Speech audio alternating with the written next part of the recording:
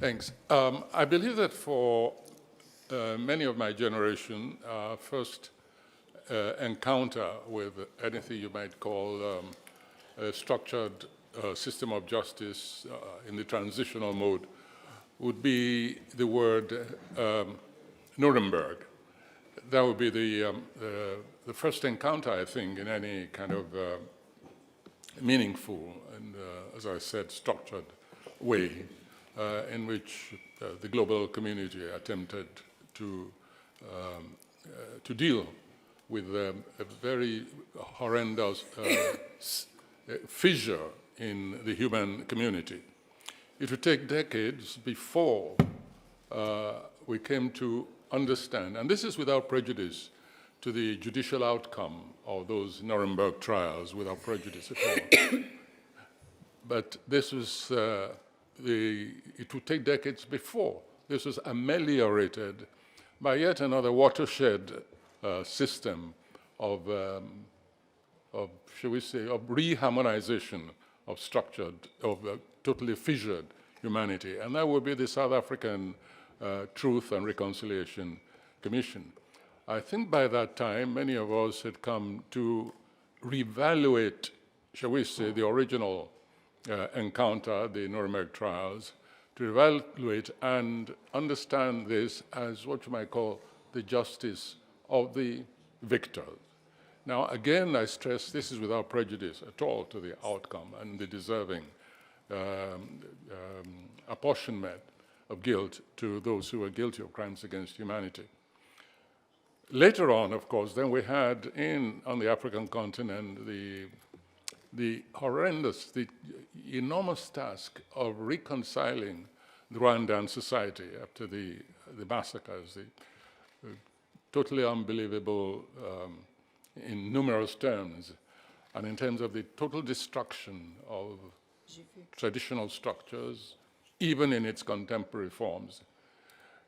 And until I read had the privilege of reading the manuscript of President Kagame's biography, which has not yet been published, I hadn't really grasped the enormity, the heroism of the leadership of that society in trying to deal, on the one hand, with issues of restitution, or shall we say the rigors of justice, side by side with ensuring that society survived the pains of that, what amounted to sort of almost internal ethical surgery that had to be performed on that society.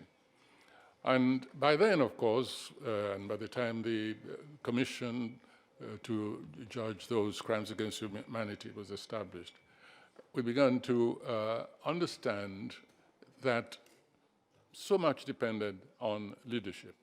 Now, I've cited three instances of the violation of what we all try to accept as a minimal kind of the minimal infraction that could be forgivable, could be overlooked in society.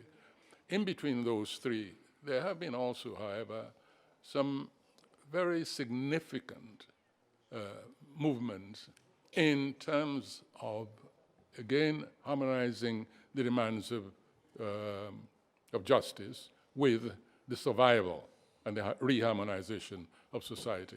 My mind goes immediately, for instance, to the Sudanese ethnic warfare, especially among the Nur and the other tribes, the herdsmen, which had gone on for generations, and not very well advertised has been the application of traditional reconciling strategies of society with the demands of the contemporary advancement and structures of society.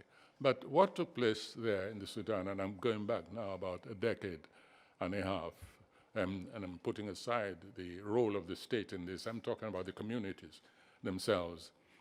Not much value has been placed on the recourse to the traditional, what you might call, equivalent of Indaba, in ensuring that the principle of restitution went hand in hand with the possibility, the potential of reharmonizing society. Of course, there have been numerous others, and to go back to my own example in Nigeria, for instance, where we had a quite horrendous civil war that lasted 2.5 years with atrocities claimed by both sides, but with one side definitely, the prominently victim society. We had also a measure of that heroic temper that informed what I call the evolution, the upward evolution of judicial approaches from Nuremberg to South African Truth and Reconciliation. And if you look at the response, what was responsible for the possibility of any kind of positive outcome, you find that in the end, you look to leadership. If you didn't have the kind of strength of leadership and the nature, the temper of leadership in South Africa, for instance, or indeed in the case of Rwanda, you'll have that both examples would revert to what I call the justice of the victor. But it was possible for a rethinking even of crimes committed quite unconscionably, crimes which normally should have earned the criminals permanent exile at the very mean from society, expulsion, in fact, for what we define as a common human norm for the survival of society in the end. One example which I want to cite, which Nigeria was able to offer, was after the massacre, nobody denies it, neither the federal side denied it, nor the military itself.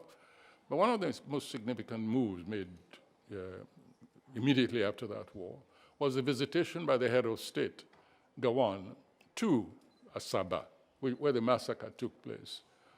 Went there himself and met the Asaba of Asaba in council, but also set up an educational scheme to compensate and to sort of reintegrate the young victims of that massacre, the survivors, and the offspring of those who were killed.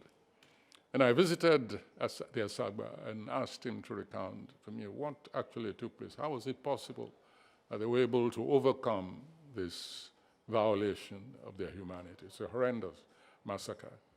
And it was, in fact, the example shown by that leadership from the victor side, not merely in terms of visiting, accepting responsibility, but in setting up that educational scheme for the young survivors of that massacre. Why do I stress this? I stress this because one of the issues, if not the principal one, which has not been solved by this quest for reharmonization of society has been the role of memory.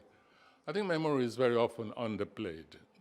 We tend to think that once a gesture has been made, should we say by the state, a gesture has been made generally by the community, that there's no need to pay attention to that tenacious aspect of the human makeup, which insists on refusing to let go the negative aspects of their experience. That issue of memory is one which I think the world has to resolve, and organizations such as this. It's not that the gesture is not made, it's not that the understanding is not accepted of compensation, it's not that, as we saw in the exhibition just now, that sufficient respect is not paid to victims. Oh, of course, all that exists. But tackling the issue of memory, because memory runs underground and then resurfaces at the least expected moments, resurrecting and also reinstating the very factors which created the rupture in the first place. And that means actually tackling the young generation, almost sort of like rewiring their memory priorities, their memory the supervening aspects of their negative memory.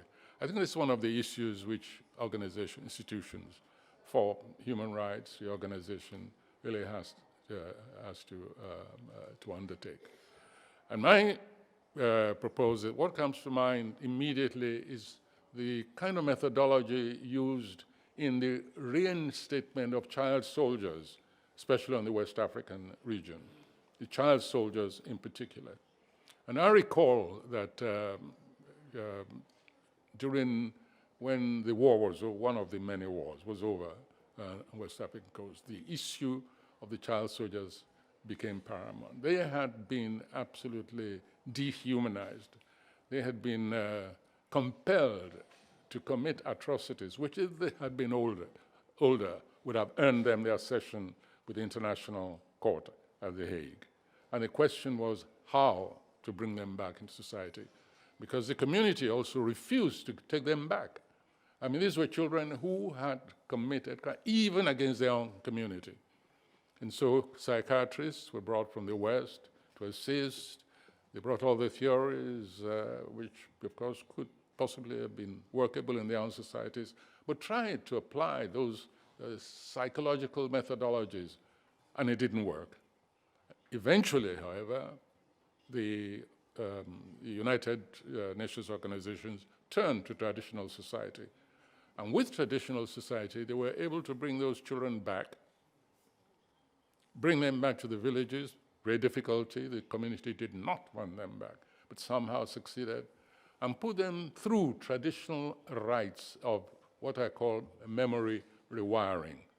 This enabled the restoration and the acceptance of those, criminalized children, totally distorted psyches, to be reintegrated in society.